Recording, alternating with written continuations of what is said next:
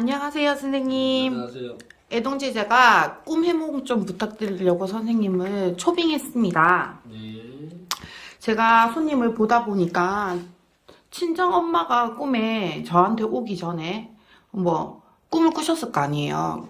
근데 또 저한테 점사를 보고 천도제를 해야 된다는 얘기를 했어요. 그래갖고 그날 바로 꿈에서 친정엄마가 통통하고 웃는 얼굴로 해서 갈색깔 한복이나 이런 것을 입고 와가지고 방긋 웃고 계셨대요. 그러면 이거는 천도제를 안 해도 된다는 뜻입니까, 선생님? 천도제를 안 해도 된다는 것보다 네. 더 깊이 들어가면 그 손님의 집안이 갈색이면 노란색 계열인가? 네. 아니면 진한색인가? 진한 나무색 좀 되는 거. 갈색 나무. 갈색 나무. 네, 그 색이. 만약 아주 진한 갈색이면 우리 꿈에서 보는 거는 잘 이제 색깔이 선명하게 나타나진 않으니까 네. 진한 계통으로 간다라면 천도를 해야 되고 조금 밝은 계통으로 노란색으로 간다라면 조상신령님이라고 평가를 하시면 돼요.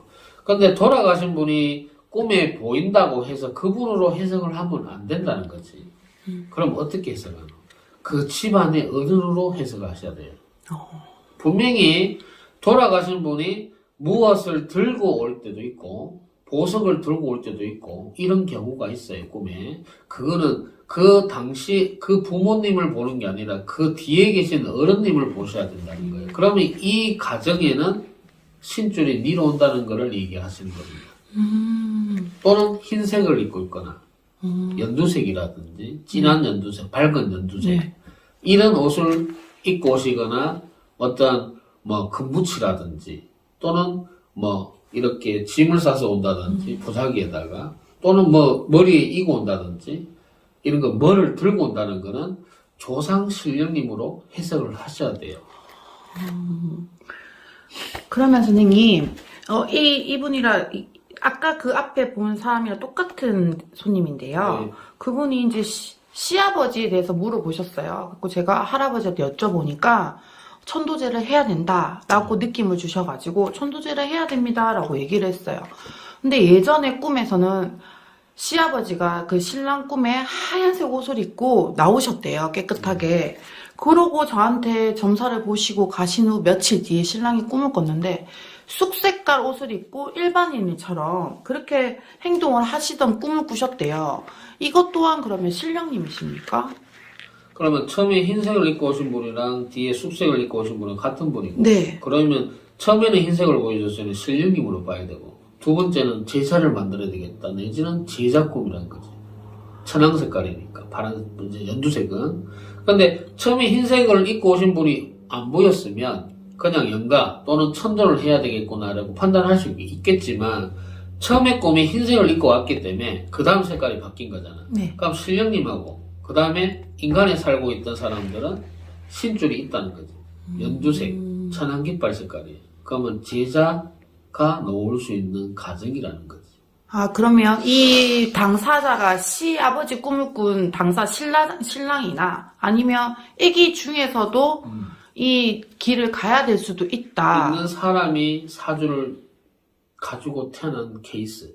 그럼 선생님 제가 궁금한 게 있는데요. 그러면 이렇게 이 집에도 이렇게 신랑님이 꿈에 나와서 쑥색깔 옷을 입고 보여줬잖아요. 그럼 아빠나 애기들 중에 누가 가야 된다. 근데 그걸 아무도 모르고 가지 않고 안 가고 싶다라고 버티면 그냥 차라리 이렇게 다른 걸로 대처할 수 있는 방법. 그러니까 쉽게 말하면 제가 제 경험을 얘기하면 저는 눌림굿이라는 게 있다고 얘기를 들었어요, 선생님. 그러면 이 가정에도 그런 게 혜택이 되는 건가요?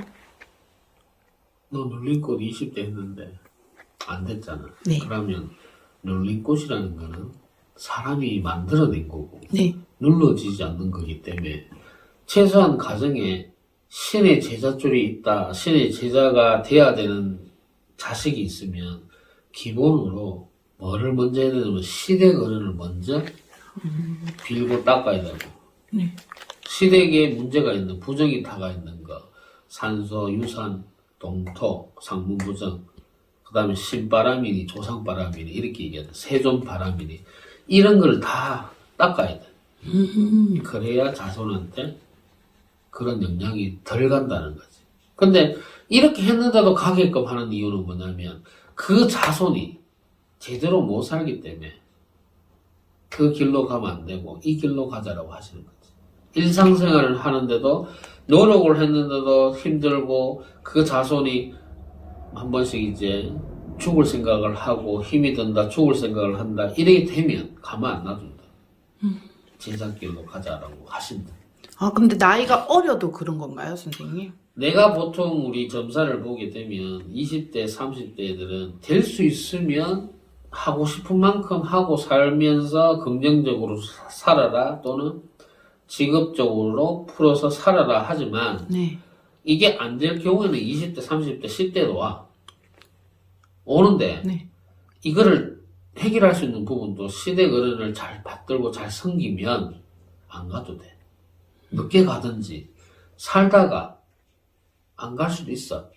근데 지금 현재 우리나라의 이제 상황을 돌아보면 고등학생, 중학생, 뭐 10대들, 뭐 20대들 신을 받아서 이제 공부를 하는 이제 사람들이 있지만 그거 나중에 되면 다시 받아야 되는 상황이 벌어져. 네. 시댁 조상은 또는 남아있는 조상 천도 안 하고 계속 두었기 때문에 그 영향을 받을 수도 있거든. 너도 그렇잖아. 네. 그지? 그러면 모든 게 신은 아니야.